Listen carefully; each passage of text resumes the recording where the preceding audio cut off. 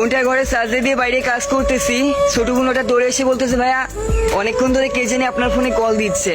ওর কথা শুনে হাত মুখ দিয়ে ফোনের কাছে গেছি, যাই দেখে আমার বন্ধু অনেকবার কল দিচ্ছে। ভাবলাম কাজ মাস সেরে ওর কাছে কল দিবানে, কাজ মাস সেরে কল ব্যাক দিছি।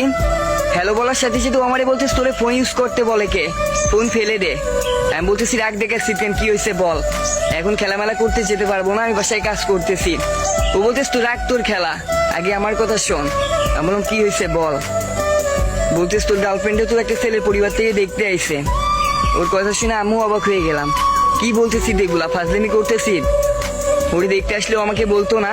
ও বলতেছে তোরে কি বলবে, আর কি করে বা বলবে, ওর কাছে কি ফোন আছে? কালকে রাতে ওর কাছ থেকে ফোন নিয়ে নিছে। ওর বান্ধবী আমার কাছে কল দিছিল, দিয়ে বলতেছে ভাই বাসা থেকে ওর ফোন নিয়ে নিছে, ওর ছেলের পরিবার থেকে দেখতে আসতেছে। আমি তোকে জানানোর জন্য বারবার কল দিছি, তুই কলই ধরতেছিস না। সবকিছু কি ফাইজলামি মনে করিস? আমি বন্ধুরে বললাম দোষ আমি তো জানি না, জানলে তো কখনই কল ধরতাম। এখন কি করবো সেটা বল। মোটেই টেনশন করবি না, দেখতে আসলেই কি বিয়ে হয়ে যায়? আমি বললাম দোষ দেখ এমন কথা বলিস না, তুই তো জানিস আমি ওরে কত ভালোবাসি।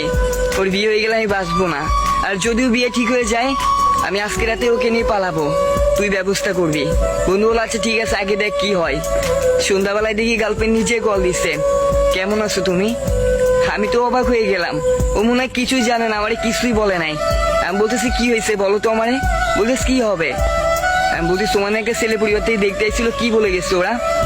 ও বলতেছে তুমি কি পাগল হয়ে গেছো, দেখতে আসলে কি বিয়ে করতে পারবে? আমি আমার পরিবারের সামনেই বলে দিছি আমি তোমাকে ছাড়া কাউরে বিয়ে করবো না, ওদের সামনেই বলে দিছি। আর আমার ফোন কেড়ে নিছে বিধায় কি আমাকে বিয়ে দিয়ে দিতে পারবে? আমি তোমাকে ভালোবাসি না। আব্বু আম্মু তো একটু প্রেশার দিচ্ছে, বকাঝকা করতেছেই, তাই বলে তোমাকে ছেড়ে দিব? আমি তো তোমাকেও কথা দিছিলাম আমি তোমাকে ছাড়া কাউরে বিয়ে করব না, তাহলে আব্বু আম্মু এইটুকু বকাতেই তোমাকে ছেড়ে দিব? ভাবলে কি করে? সত্যি বিয়ে অনুষ্ঠানের মুখ থেকে এই কথাটা শোনার পরে অনেক ভালো লাগতেছিল। সত্যি ভালোবাসা অনেক সুন্দর, যদি এমন গার্লফ্রেন্ড হয়। সত্যি ভালোবাসা অনেক সুন্দর, যদি মেয়েটা চেষ্টা করে, দুজনে চেষ্টা করে। মেনশন করো তোমার প্রিয় অনুষ্ঠানে, পারবে কি তার বাপ মার সামনে তোমার ভালোবাসার কথা বলতে?